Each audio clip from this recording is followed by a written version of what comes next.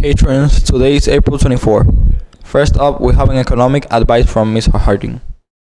But you have a wonderful opportunity with the internet because you can look at all sorts of occupations. And you may be starting out thinking you're going to be a teacher. Excellent choice. But as you look around, you says, wait a minute. What if I do this? What if I work in the industry and I work in human resources? I'm still working with people. I'm still getting them jobs. That might be an interesting thing too, right? So look and see if there's other things that spark your interest.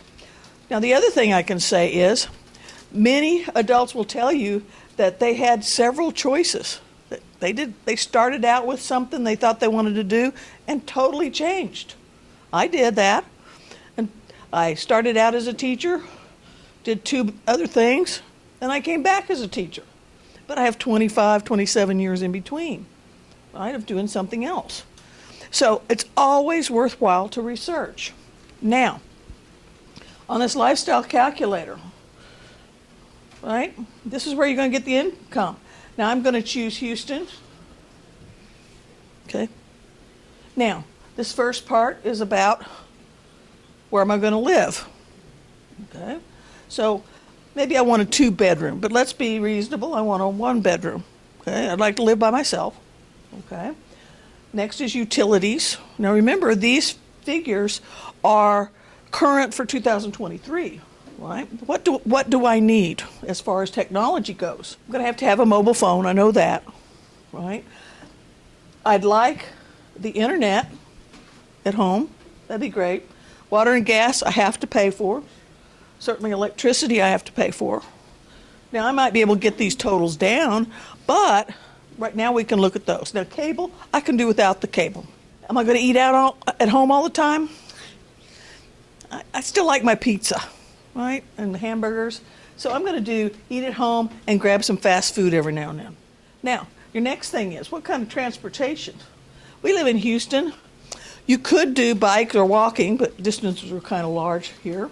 Public transportation may or may not be useful.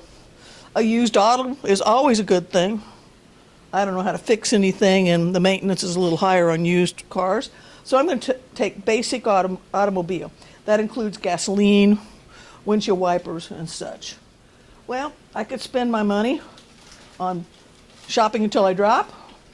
Maybe there's specific work clothes I have to have, accessories, but I'm going to choose basics. Now you notice there's that running total up here. Right now, is I need, for monthly expenses, I need to earn $2,646. I'm going to assume, like so many people that I know, their companies don't pay for their insurance.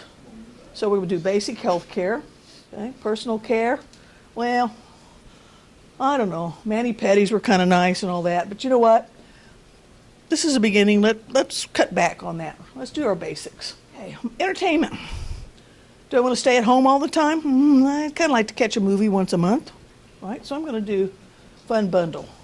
Now, other things, this is miscellaneous. So I'm looking at that.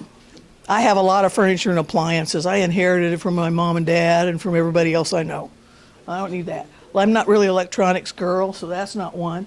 Vacation, I like vacations. So I say for a vacation. Vacations are fun. Not giving up my pets. Got to have my pets. No, at this late date, I don't plan on having any kids. So that makes it easy. It's always good to save. But you know what? I'm going to go light on the savings. I'm going to only do 5%. You should do more. So when we're all said and done, I have to have $51,675 in income to have all those choices. It's research. You need to be aware of what's out there. If you ask all the teachers here, they've all had other jobs. I haven't run across any teacher that hasn't worked all sorts of jobs. And some of us have worked many years at other jobs before we came back to teaching. Those are your valuable resource because they can tell you how they did it. And they might have even seen jobs that they think, oh, Bibiana would do so well at that, right? It's important to research. We don't want any of you to be stuck in a job that you start and can't get out of, right? We want you to have some choices, and you have choices because you research, all right? Look around, be open, Thank you.